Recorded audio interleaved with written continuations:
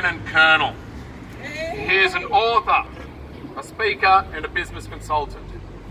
He spent his professional life working all over the world, including Italy, Philippines, Kuwait, USA, Singapore, Thailand, Pakistan, the United Arab Emirates and Afghanistan.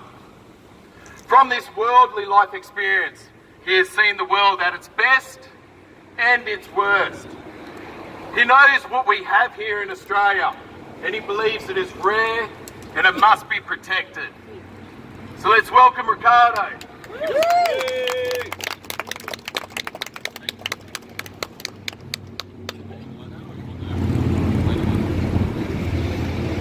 Can everyone hear me?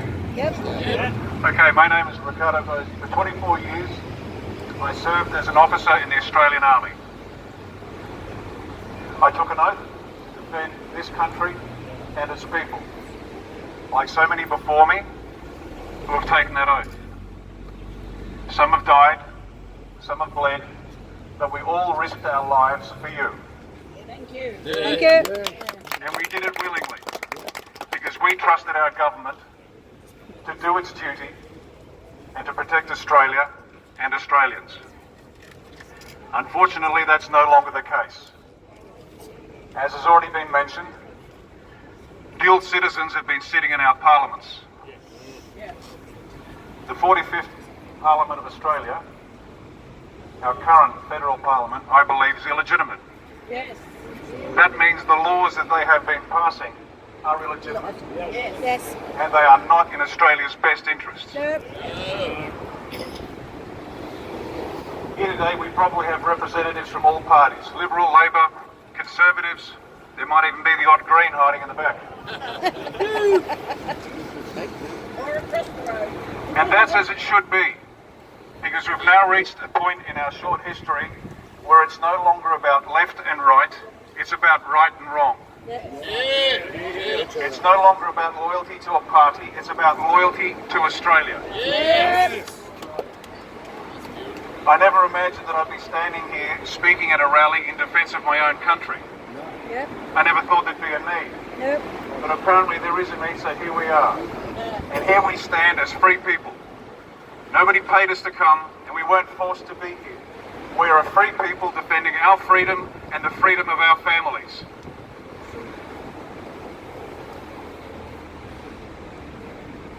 That alone is the source of our strength and the source of our authority. That's all we need, and we're going to need it because we are at war.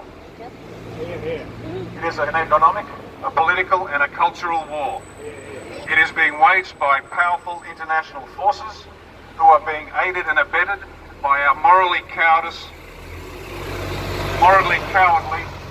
members of parliament. And we're on the receiving end. How do we know?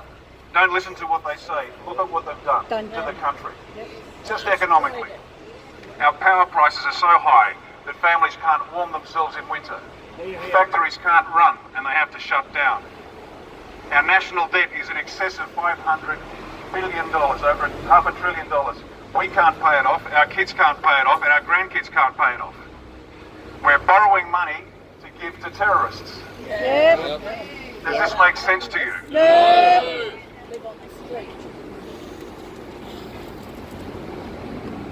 But we face a more pressing and longer-lasting threat. They are attacking what it means to be Australian. Yep. They are attacking our culture. Yep. It's based on a Judeo-Christian foundation, Greek philosophy, Roman law, British individual rights, and so much more. This is what they don't understand. We've been told that this continent has been inhabited for 70,000 years, and that might be true, I don't know. But it's only in the last 250 years that we have created a culture and a society that is a wonder to the world. We are masters in every field of human endeavour, and we're good at it because of our culture. And we've created a family and a people who are friendly and easygoing and as willing to help out a stranger as we are a mate. Yep. And they want to attack it. Our government is trying to change the nature of our country. Out of control immigration and refugee programs are flooding the country with people who want to change us. And that's just not right. We don't have enough water for them either. And here's the rub. Did they ask your permission? No. Imagine this. Bushfire. Your house is burning. So your neighbour says, come into my place. I'll look after you. But you have to live by his rules. And these rules might be rules that you've never seen or heard of before. They might be completely antithetical to your way of living. But you've got to live by his rules. It's the same with refugees. It's cruel to keep them here. Why keep them here away from their language, their culture, their people, their land, their customs? It doesn't make sense. It's better off to help them where they are, help them go home and rebuild their country. When I lived and worked in the Middle East, and I did for many years,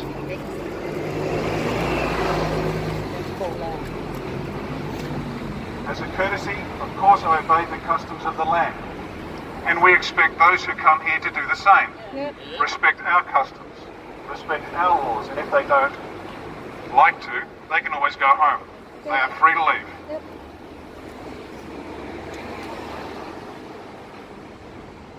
If we lose this fight, and it is a fight, to decide for ourselves what we are, to define ourselves as Australians, to choose what we like and don't like, the Australia that we have built, that our parents built and our grandparents built, will be lost forever.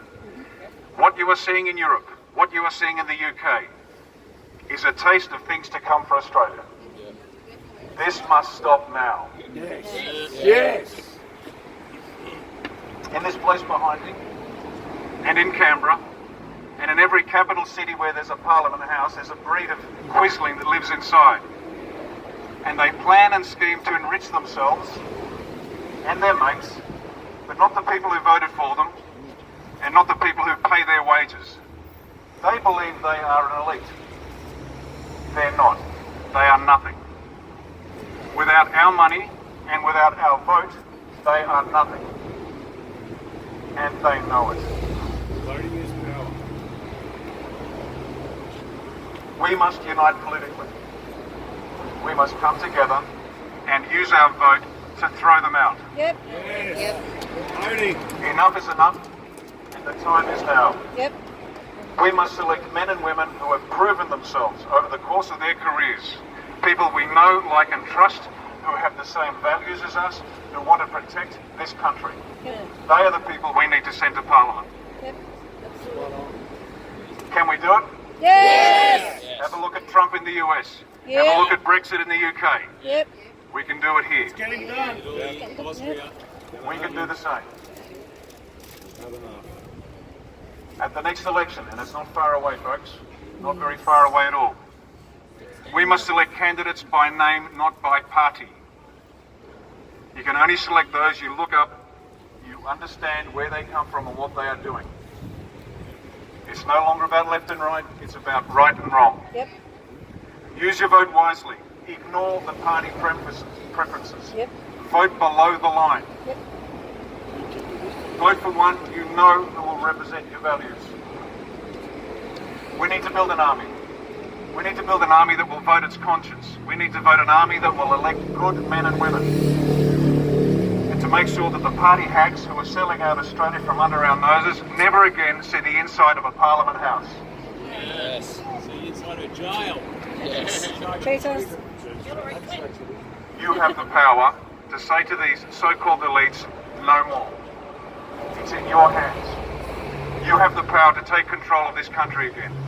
You have the power to change the course of our history. And you have the power, finally, to make sure that this country remains a powerful, wealthy, compassionate and free Western democracy. Thank you very much. Yay!